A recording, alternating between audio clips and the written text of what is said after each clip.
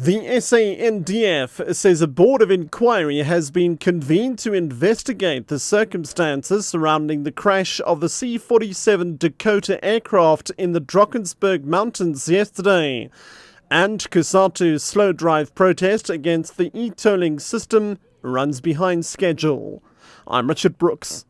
The SANDF says a board of inquiry has been convened to investigate the circumstances surrounding the crash of the C-47 Dakota aircraft in the Drakensberg mountains yesterday. 11 people died when the plane crashed en route from the Waterkloof Air Force Base in Pretoria to Mthatha. Defence Minister Mthatha says bad weather could have contributed to the accident. Zanele Buthelezi has more. Curious tourists told the SABC that they've been observing helicoptering over the mountains since yesterday. The South African Air Force aircraft crashed yesterday morning, but bad weather hampered search and rescue operations. It's believed that the crash happened on the long wall, which SMVelo KZN Wildlife says is the escarpment of the Drakensberg mountains. The area can only be reached on foot or by air. The majestically high rough mountains are notorious for crashes, which usually involve small private planes. This morning, clouds hung deceivingly low, covering the top of the mountains. Today's clear weather, however, made it easier to locate the wreckage. The only activity of a possible recovery operation that we were able to observe was a chopper flying high above the mountains just before noon. Zanele Buthelezi, SABC News, Giants Castle. Cosatu's slow drive protest against the e-tolling system is running behind schedule.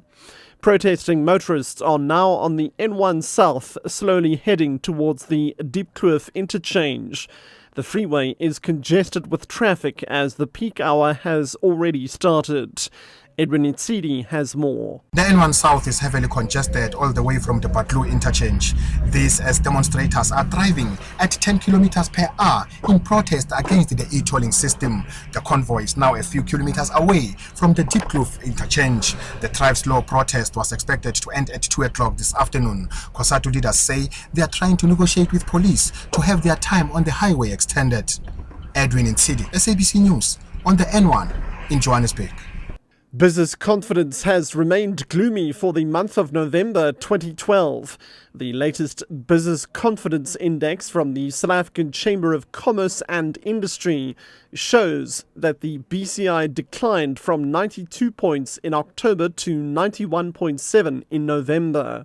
Saki says the business environment remains constrained by uncertain local and global economic performances. The latest BCI is 5.7 points below the November level for 2011. Saki blames the poor business confidence numbers on the spate of strikes and the unfavorable labor policy environment.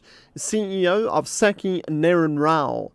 So where we found that none of the employees were union members, there's a 56% probability that you will not experience a strike in your business. Unions sneaking into your business starts triggering strike activity. We looked at a 3-year time frame. No unions being there is also not a guarantee that you will not experience a strike.